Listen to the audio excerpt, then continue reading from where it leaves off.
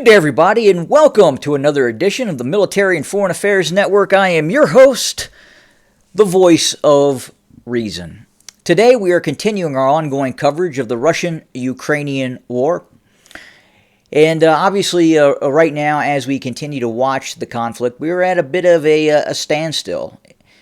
Things are becoming relatively static. Neither side right now is proving it has the ability to capture significant territory from the other. We are continuing to see both the Ukrainians mobilize, now not with the same tempo of mobilization that we have seen early in the conflict. There are reports that the Ukrainian military is even refusing to take some volunteers that have asked to join the Ukrainian military because of lack of equipment and what have you. They just don't have a place for them. At the same time, we are continuing to see the Russians mobilize, and it does appear that, as I've talked about before, that the Russians are preparing for something that could be significant in the not-too-distant future. And the not-too-distant future is probably not next month, and it's probably not the month after. I believe the Russians are preparing for something that, as I've talked about before, will happen in summer or late summer.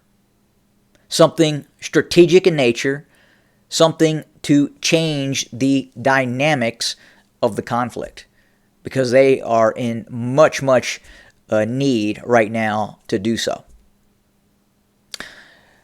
Now, from my video yesterday, obviously, when I talked about what happened in Bucha, there were quite a few comments, and I wanted to take the opportunity and respond to some of those comments, or at least one of those comments. It was a fairly lengthy, multi-paragraph comment, and I felt that it is worth me answering some of those questions that were raised in the comment. And the comment is, okay, so to sum it up, your take on this is, Russians came in, Ukrainian irregulars, somehow armed with some serious firepower, quote-unquote, that the Foreign Legion troops told in interviews were most of the time unavailable or not given to them, came and cut them down. Then the Russians took them prisoner, and then Russians decided to execute them. So first, in regards to the equipment that the territorial defense forces of the Ukrainian state that were actively resisting Russian forces in Bucha, and that's what I believe he is referring to, and quite possibly, without a doubt, even individuals outside of the realm of the territorial defenses who had just simply picked up a rifle and may have been fighting the Russians.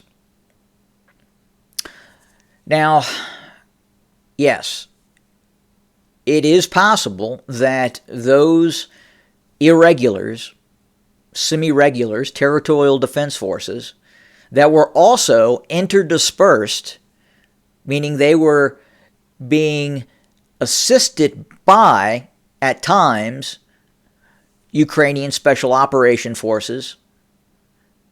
We know that Ukrainian Special Operations Forces were being used in Hostomel. They were used in some of the counterattacks that took place on the airbase to the northwest of Bucha. So in all likelihood, again, Ukrainian Special Operations Forces, regular military units, National Guard forces were indeed operating in Bucha and assisting those irregular formations. And you don't need a great deal of equipment in an urban setting to do a lot of damage on an opposing force. As I'd said before, the Russians operating in those lightly armed BMDs, BMD-3s, 4s, BMP 2s, 3s, but mainly the BMD is what I'm referring to. And the BMP isn't much more heavily armed than the BMD. Again, the BMD has an aluminum alloyed body. It is a very light vehicle designed to be airdropped from an airplane.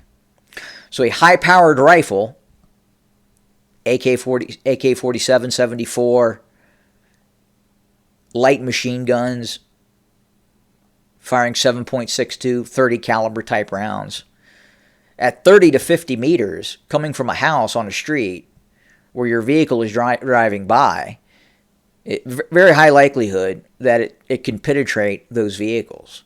Furthermore, they would obviously also have access to RPG-7s, AT-4s, LAWs, and even some of the more advanced weapon systems as well, given that those special operations forces from the Ukrainian state were also operating with those Ukrainian irregulars.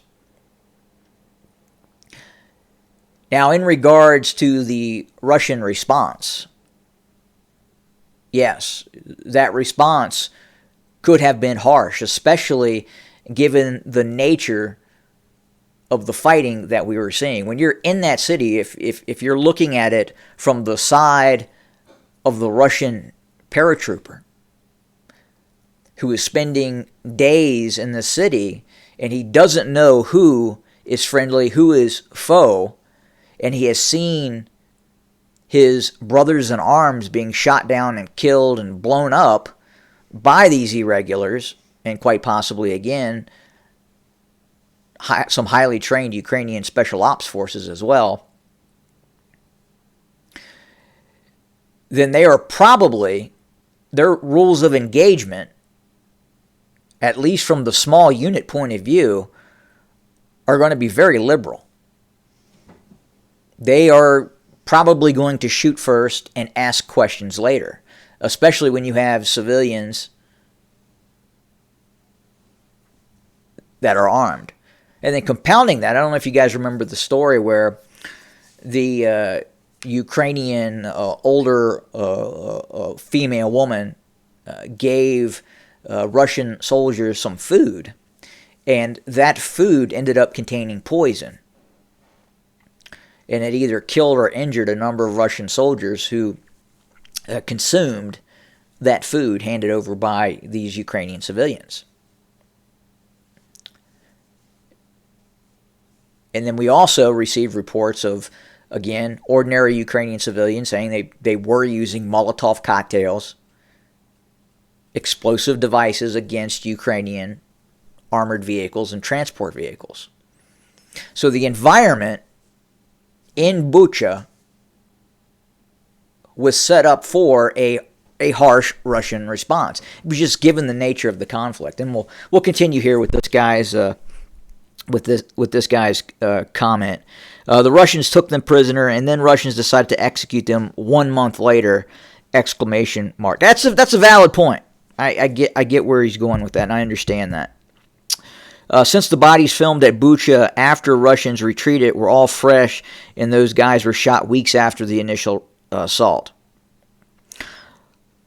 And not only that, but they were executed in random locations. Some of them miles from the place where they were captured, held. Some of them in houses or courtyards, some on the street. Then the bodies were arranged along the roads, or presumably prisoners were let loose and subsequently shot as they were running away. And also some of those Ukrainian men of fighting age were elderly women and men, adolescents, etc. And also some of them were placed in mass graves, and also etc. Now take a step back and tell me, how much sense does that make? Well, again, I think an investigation has to be done in terms of what happened. And you also have to remember there is an opposing point. Look, we know with absolute certainty that Ukrainian intelligence, Ukrainian police forces, security forces, have gone after so-called Russian collaborators. This is a fact.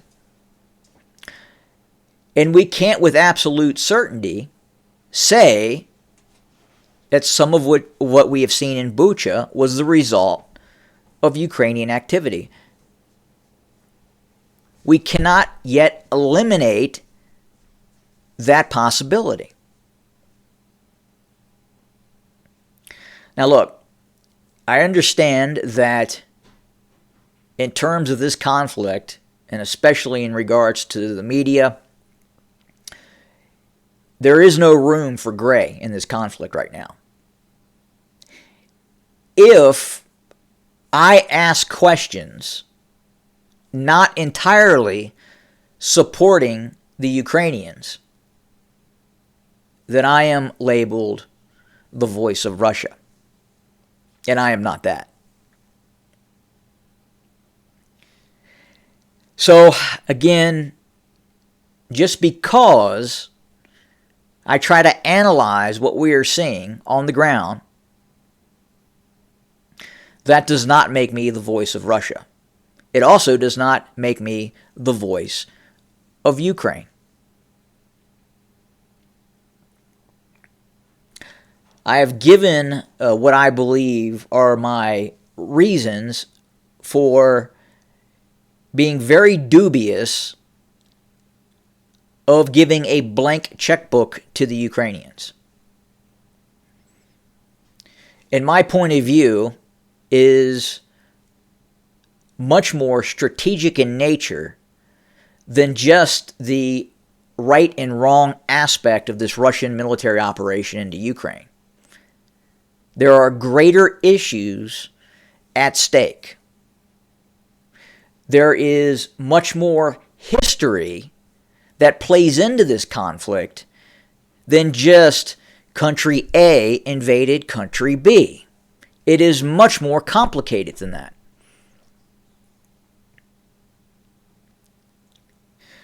My main concern in regards to the United States handing over a blank checkbook to the Ukrainians in taking this side against the Russian Federation is the prospect that we're continuing to push the Russians towards the Chinese.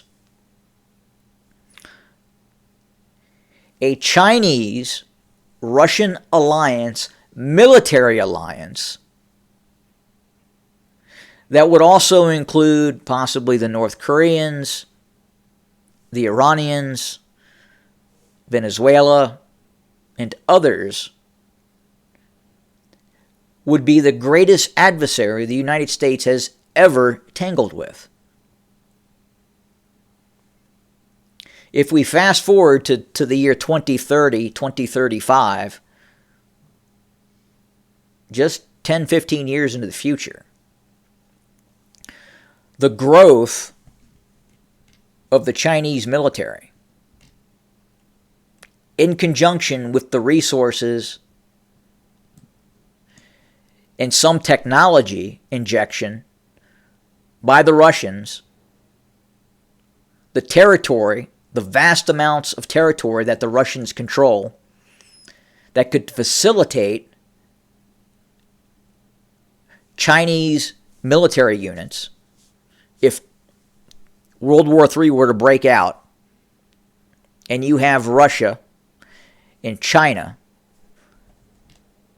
controlling this territory, the manufacturing capability of China, the landmass of Russia, the whole heartland theory concept,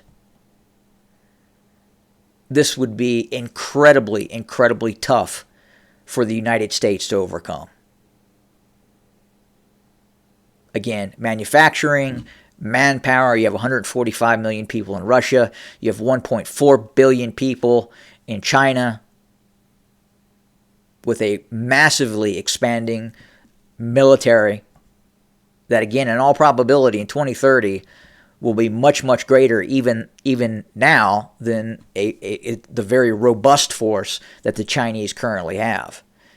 And then you would have to look at what the Russians would have in 2030 with an alliance with China. because that Russian manufacturing capability is going to expand. In all likelihood, the Chinese are going to hand over vast amounts of weapon systems to the Russians as well. And then you have the Russian nuclear capability as well. So pushing Russia towards China, and us as Americans having to fight both Russia and China, is just not a good idea. We as a nation, America, should want to pull Russia away from China. But we're not doing that. And this is strategic thinking. And it is not good strategic thinking to push Russia towards China. Not a good idea.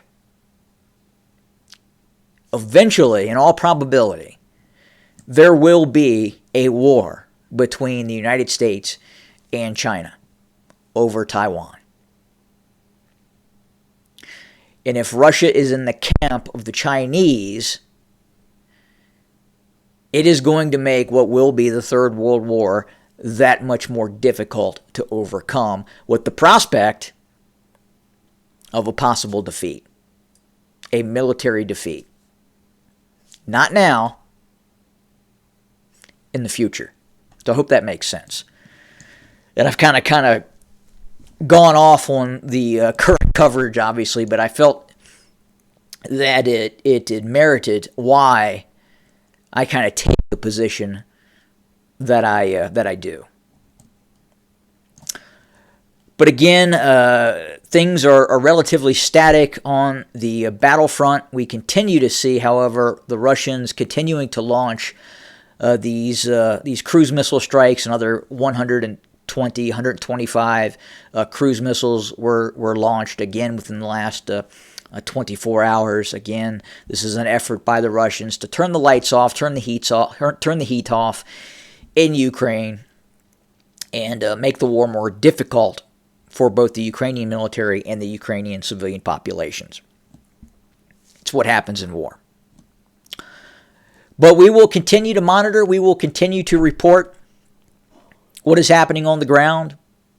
And I appreciate everyone joining us today. More to come very, very soon. As always, have a good day.